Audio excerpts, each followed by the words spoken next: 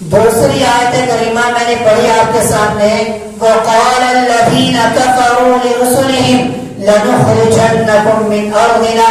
أَوْ لَتَعُودُنَّ فِي مِلَّتِنَا۔ اس آیت کریمہ کو پڑھ کر ایسا لگ رہا ہے گویا کہ یہ آیت کریمہ ابھی نازل ہوئی ہے، اس لیے کہ موجودہ حالات کا اس آیت کریمہ میں منظر کشی کی گئی ہے۔ وَقَالَ الَّذِينَ كَفَرُوا لِرُسُلِهِمْ، کافروں نے کہا تھا اپنے پیغمبروں سے، اپنے رسولوں سے، لَنُخْرِجَنَّكُمْ مِنْ أَرْضِنَا، ہم تمہیں اس سرزمین سے نکال باہر کریں گے، أَوْ لَتَعُودُنَّ فِي مِلَّتِنَا،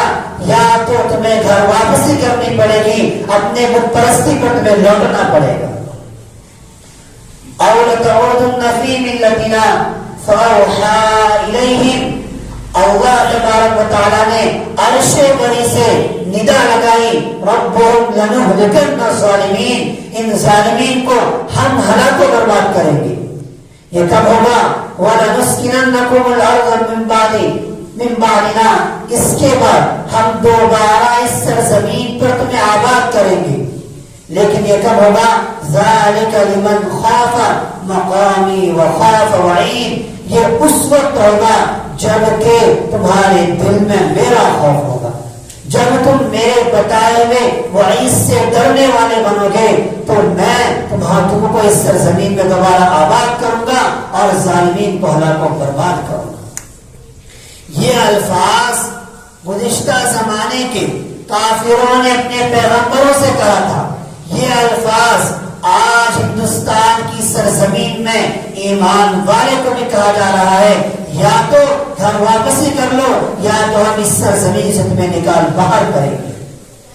ایسے حالات میں جس حالت میں اپنی زندگی گزار رہے ہیں، جس سچویشن میں ہم اپنی زندگی گزار رہے ہیں، یہ آیت کریمہ ہماری بہترین رہنمائی کر رہی ہے۔ یہ آیت کریمہ ہماری بہترین رہنمائی کر رہی ہے۔ یہ آیت کریمہ کہہ رہی ہے کہ اللہ نے عرش بری سے سات آسمان کے اوپر سے تمہیں ندا دی ہے کہ تم اللہ کے ڈر کو اپنے دل میں اٹھا لو، اللہ کے وعید کو مان لو، اللہ کے حکام پر چلنے والے بن جاؤ، تو اللہ تبارک و تعالیٰ عزت کے ساتھ اس سرزمین پر تمہیں آباد کریں گے، اور جو ظالم تم پر حکمرانی کرے گا یا تم پر ظلم کرے گا، اللہ تبارک و تعالیٰ خود کہہ رہے ہیں لَنُهْلِكَنَّ الظَّالِمِينَ، ہم ضرور ان ظالموں کو ہلاک و برباد کریں گے۔ تو اس آیت کریمہ سے ہمیں سبق کیا ملا کہ جب تک ہمارے دل میں اللہ کا خوف نہیں ہوگا، جب تک ہمارے دل میں اللہ کے بتائے ہوئے احکامات کے وعید کا ہمیں علم نہیں ہوگا، عمل نہیں ہوگا، ہم عمل نہیں کریں گے، اس وقت تک لاکھ ایجوکیشن حاصل کر لو، لاکھ کچھ بھی کر لو، جب تک اللہ کے بتائے ہوئے احکام پر نہیں چلو گے، اس وقت تک تم غلامی کی زندگی سے آگے نہیں نکل سکتے،